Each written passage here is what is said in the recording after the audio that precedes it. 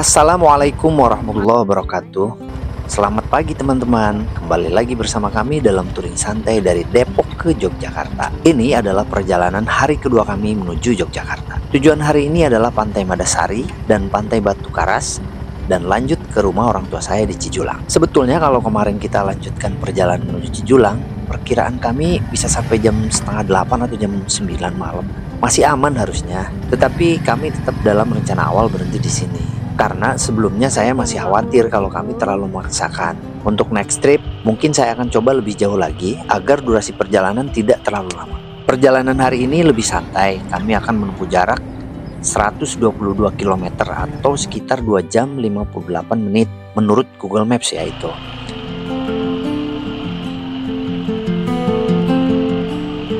Rute akan saya arahin ke Pantai Madasari terlebih dahulu, kemudian ke Pantai Batu Karas, lalu ke Masjid Barehtijo yang ada di Cijulang. Masjid Barehtijo ini adalah masjid yang dibangun oleh Panglima TNI Jenderal Agus Subianto SE MSI, yaitu masjid yang memiliki bentuk unik dengan bentuk kubah seperti Barehtijo tentara. Jika teman-teman sedang riding di jalur Pansela, sebaiknya teman-teman mampir juga ke masjid ini. Bisa sebagai kenang-kenangan untuk berfoto-foto. Posisinya persis di jalan raya kok. Jadi kita nggak perlu masuk ke dalam-dalam, alias bisa sekalian melintas.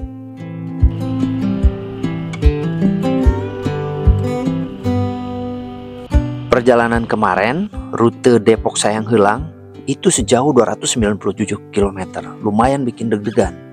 Maksudnya, saya sendiri belum pede bisa melakukan perjalanan sejauh itu. Banyak ketakutan yang terlintas di kepala, seperti kelelahan, dehidrasi, cuaca hujan terus, nanti kedinginan atau problem motor mogok, kempes atau kondisi jalan yang curam, takut licin, semua membayang-bayangi kepala saya. Apalagi kami riding berduaan saja sama istri. Ternyata setelah kami lewati, alhamdulillah kekhawatiran itu berubah menjadi menyenangkan. Karena lihat jalanan yang bagus dan kita sangat menikmati. Padahal kemarin kita sempat kena hujan, walaupun gak lama, lumayan cukup basah.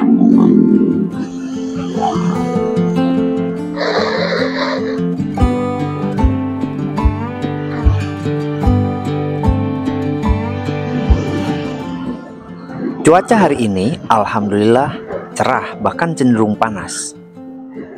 Beginilah kondisi jalan Garut Selatan menuju Madasari.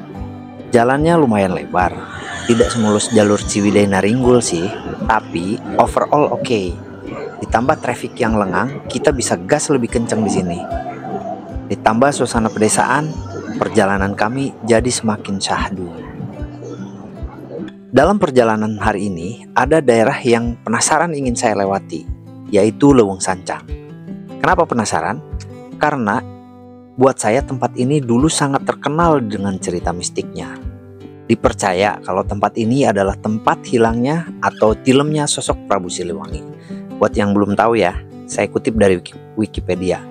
Prabu Siliwangi adalah tokoh semi legendaris yang digambarkan sebagai raja kerajaan Pajajaran tahun 1482 sampai 1521 Masehi, yang bercorak Hindu sebelum berkembangnya Islam di Tatar Sunda. Dia adalah tokoh populer dalam tradisi lisan pantun Sunda, sastra Sunda, dongeng, cerita rakyat, sandiwara, dan legenda yang menggambarkan masa pemerintahannya sebagai masa kemasan masyarakat Sunda. Tradisi Sunda menyebutkan beliau sebagai raja yang sakti, cakap, gagah perkasa, adil, dan bijaksana yang berhasil membawa rakyat dan kerajaannya menuju era kejayaan dan kemakmuran.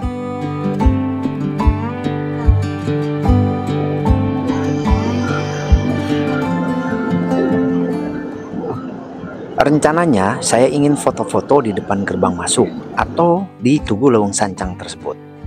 Ya, sebagai kenangan atau bukti kalau saya sudah melewati jalur Sancang ini.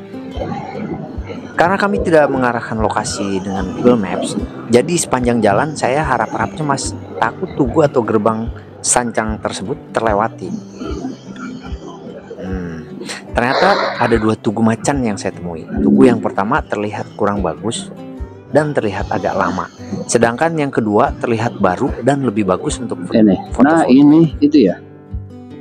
Itu. Oh, foto jelek ya? Hah? Ya alhamdulillah kita sampai di Sancang ya, Sancang Garut. Jadi tadi kita berangkat sekitar jam setengah 10 ya, setengah 10. Kemudian ternyata nggak jauh dari sana kan masih Sayang Heulang masih Garut juga. Ini Pamengpeuk masuknya. Nah ini Sancang.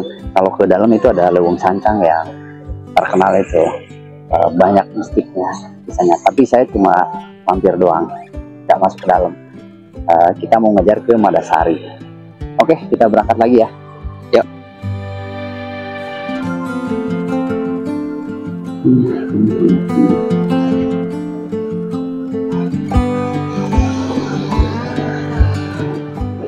Konon pada zaman dahulu dikisahkan anak ketiga Prabu Siliwangi, Raden Sagara, atau yang lebih dikenal dengan nama Prabu Kian Santang, menjadi seorang muslim. Dia mengajak ayahnya untuk menjadi seorang muslim pula. Prabu Siliwangi yang dikisahkan memegang teguh ajaran dan kepercayaan yang ditanamkan leluhurnya jelas menolak. Dia kemudian memutuskan meninggalkan kerajaan Pajajaran yang dipimpinnya dan mengembara ke arah selatan Jawa Barat hingga tiba di Leuweung Sancang. Aksi itu dilakukan Prabu Siliwangi demi menghindari pertumpahan darah dengan anaknya sendiri. Prabu Kian Santang yang tak menyerah terus berupaya mengejar Prabu Siliwangi hingga menginjakan kaki di tempat tersebut. Namun sayang, sang ayah memilih untuk menghilang dan mengubah wujudnya menjadi macan atau lebih dikenal di Garut saat ini dengan istilah Maung Sancang. Prabu Siliwangi sempat menorehkan beberapa kata pada kulit sebatang pohon kayu menggunakan pisau pangot dengan bunyi kalimat yaitu Kaboa Panggih, Kaboa Moal, Tapak Pelacak, Kaula ku anak incu. Selesai menorehkan kalimat itu, Prabu Siliwangi pun berubah wujud menjadi seekor maung loreng yang sangat besar. Demikian pula dengan para pengawalnya. Menurut Warjita, sejarawan Garut, cerita tersebut hanyalah buatan bangsa Belanda saat mereka menjajah Indonesia. Alasannya Belanda ingin agar Leuweung Sancang yang terkenal akan keindahan alamnya itu tetap lestari. 90 nyampe ini, 90 udah. Takut ini.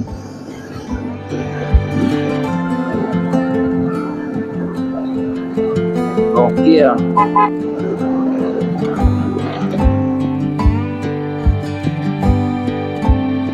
Ini jalanan di nggak tahu ya Tasik apa mana ya, apa masih di Garut.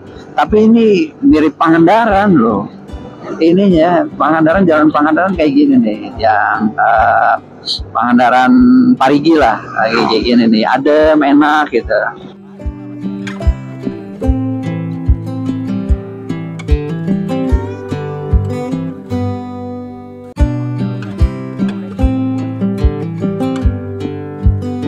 Ini nggak tahu ya di mana ini nama tempatnya, kita belum baca juga ini daerah mana. Soneng. Tapi ya oke sih, kayaknya lebih banyak nelayan kalau ini. Bener kan? Tapi kalau buat istirahat mah oke lah, gratis, ini nggak usah bayar ke pantainya, cuma jajan aja, enak. Iya tuh bisa lihat juga langsung ke pantai. Oke ini Mojang Pamayang. Oh Pamayang. Ini Pamayang namanya kayaknya. Ayo ingat Pamayang. Ini daerah mana tadi? Habis Sikalong ya. Daerah pesisir pantainya, enak banget nih lihat motornya. Kalau di puncak kan berkabut, di sini kayak putih-putih juga, tapi mungkin semburan dari itu kali ya, embun-embun dari laut ke sini jadi kayak itu, jadi kayak kabut gitu. Terutama yang tadi setelah dilewati. Kalau yang ini clear nih, adem lagi. Kalau ini enak nih, pinggir pantai tapi adem karena pohonnya rindang-rindang.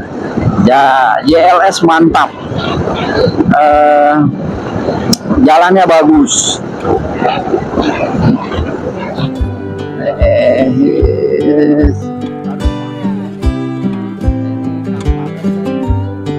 Semangat bang, gila banyak banget ya bang, keren.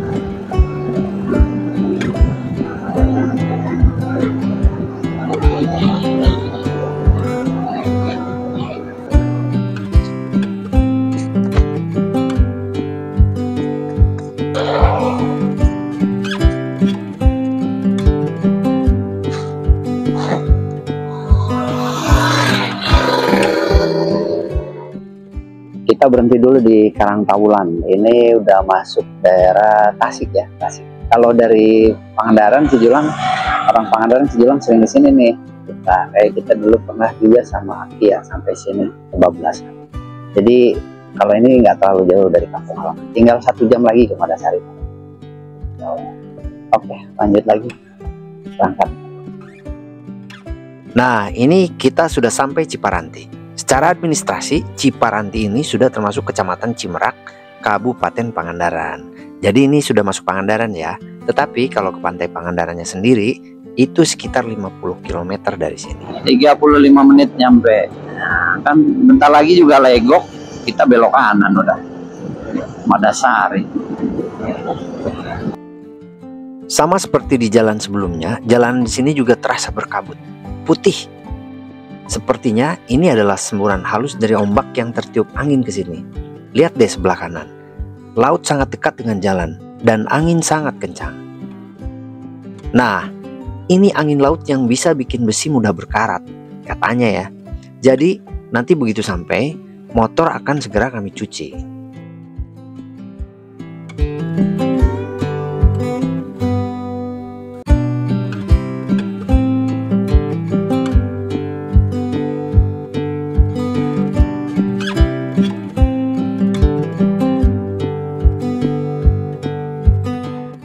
Nah, kalau ini sudah keluar dari jalur utama. Ini sudah memasuki arah pantai Madasari. Di sebelah kiri bisa kita lihat ada pacuan kuda. Pacuan kuda ini di tahun 2018 dipakai untuk acara Asian Games 2018. Sebuah pesta olahraga terbesar se-Asia.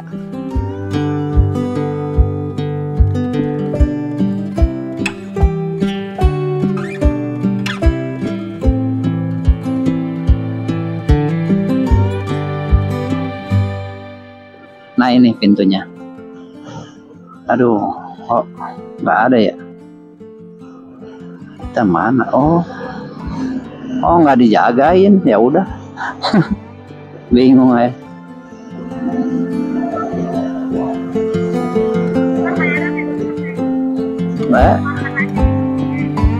Enggak, biasanya pintunya itu. Apa dipindah atau gimana nggak tahu ya. Atau kadang-kadang karena sepi nggak dijagain gitu deh kadang-kadang.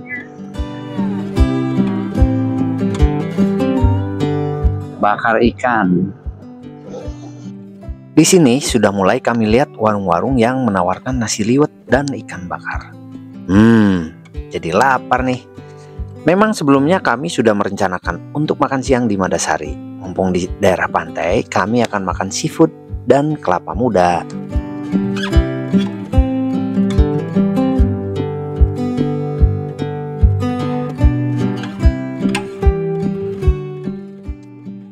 Kami melewati 2 gerbang pintu masuk Madasari, tetapi keduanya tidak ada penjagaan.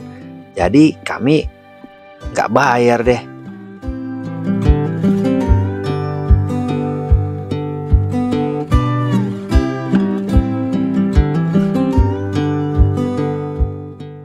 Oke, alhamdulillah kita udah nyampe Madasari. Artinya kalau ke Cijulang ya, itu sekitar 15 menitan lagi. Kurang lebih udah dekat. Dari sini saya akan melewati jalur jalan tembusan Madasari, Batu Karas Madasari ya. Itu yang belum lama dibuat lah ini. Jadi dulunya nggak ada nih. Dulu jadi kalau kamu mau ke Madasari itu nggak bisa dari Batu Karas lewat pesisir pantai. Jalannya baru, lumayan enak tapi agak curam, berkelok-kelok tapi lebar. Nggak lebih curam dari Naringgul sih, tapi bagus juga, view-nya enak, cuma pendek ya, sekitar 10 menit.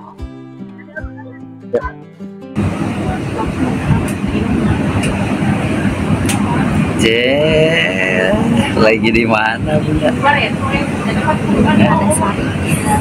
Ngapain ke Madasari? Dari Dawegan. Jauh. Jauh. Gila Bunda, keren Bunda, real bikers. Lewat mana, inget nggak jalan tadi lewat mana aja? Lewat Sancang. Terus? Cipatujah. Iya, terus Sini. coba ya itu Bang. Dari Naringgul kita lewat mana aja? Tahu itu. Nggak tahu. Padahal sepanjang itu ya. Aduh, nama-namanya lupa ya. Tahu. Iya. Cepat. Cika Thomas, baca nggak Cika Thomas? Itu ayah mau kita kali. Dan akhirnya Bunda sampai ke Madasari dari Depok lewat Naringgul, Sindang Barang, Cidaun ya. Cidaun. Nah, kita berhenti di Sayang Helang. Sayang Helang. Nginep dulu, terus ini tadi pagi kita berangkat ke sini, ini jam 12 siang, jam 1 apa jam 12 udah sampai. Ya, dari Sayang Helang sih nggak terlalu jauh ya. Apa sih namanya tadi tuh? Yang mana? Yang kita cari itu. Sancang. Bukan yang kita lewati Oh, tadi. Karang Taulan. Karang Taulan, akhirnya Iya. ketemu di. Ayo udah panik. Itu di sebelumnya apa sesudahnya. Akhirnya terlewati juga ada.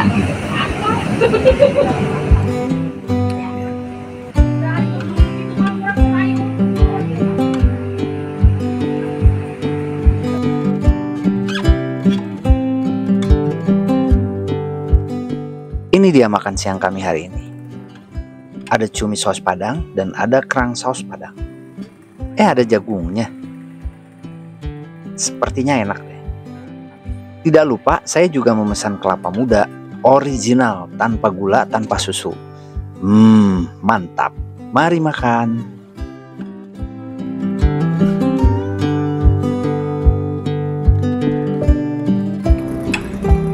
Saya lagi makan apa ya?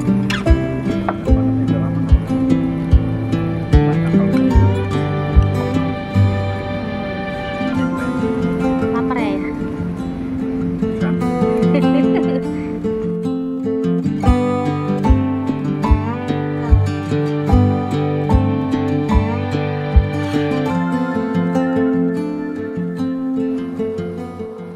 Perjalanan kami lanjutkan kembali. Ini adalah jalanan tembusan Madasari, Batu Karas.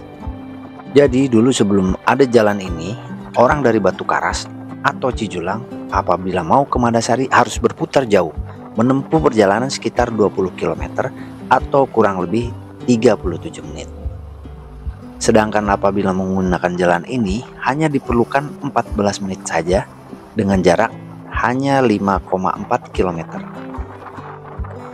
Selain untuk mempersingkat waktu perjalanan, katanya jalur ini juga dibuat dalam upaya mengurai arus kendaraan apabila terjadi kemacetan di Batu Karas. Beginilah kondisi jalan tembusan Madasari Batu Karas. Ada sebagian jalan yang sudah diaspal dan sebagian lagi masih cor-coran. Sedangkan di samping kiri kanan, jalan masih lebat ditutupi pepohonan.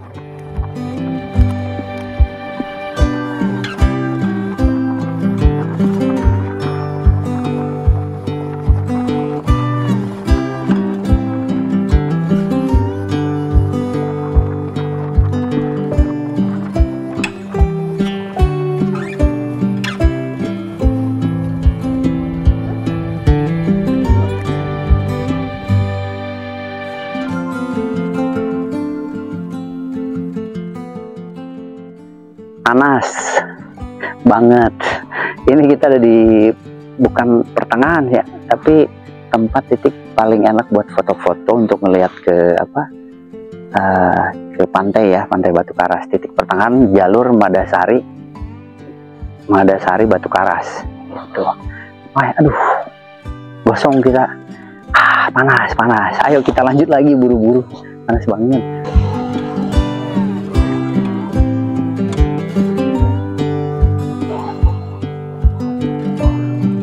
Udah nyampe.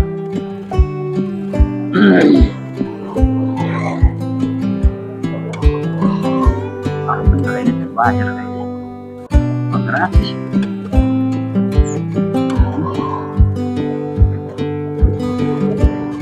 Nah, ini dia. Kami sudah sampai di pantai Batu Karas. Ini kami masuk dari area parkir, langsung menuju pantai. Bisa kita lihat di depan banyak papan surfing. Jadi pantai Batu Karas ini terkenal dengan ombaknya yang ramah untuk para peselancar. Maksudnya apabila teman-teman ingin belajar selancar, Batu Karas adalah salah satu pantai terbaik untuk melakukannya. Jadi ombaknya tidak berbahaya ya untuk surfing. Makanya banyak orang dari Jakarta, Bandung untuk belajar surfing di Batu Karas.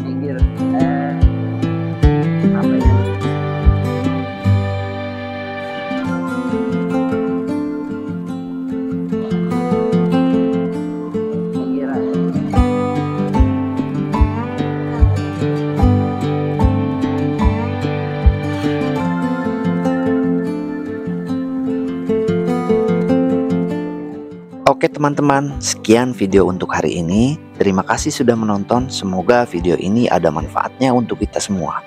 Wassalamualaikum warahmatullahi wabarakatuh.